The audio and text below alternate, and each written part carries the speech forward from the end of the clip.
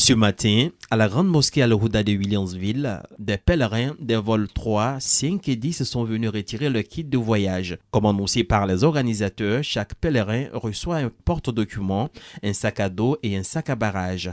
Un dispositif est mis en place pour discipliner la réception de ces kits. Les noms sont pris par ordre d'arrivée. Donc en fonction de cet ordre-là, les différents candidats sont assis sur les chaises et après nous procédons à un appel.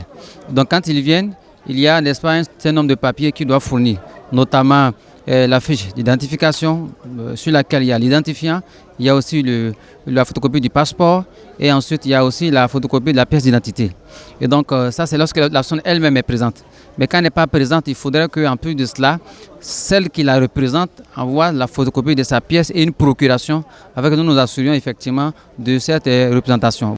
Ici à Bobo comme à Treichville, les pèlerins ont su faire preuve d'assiduité. Ils sont au rendez-vous pour le retrait de leur kit, très important pour ce voyage. Le kit est important pour le pèlerin parce que c'est le sac qui va lui permettre de mettre ses bagages. C'est un sac cabine.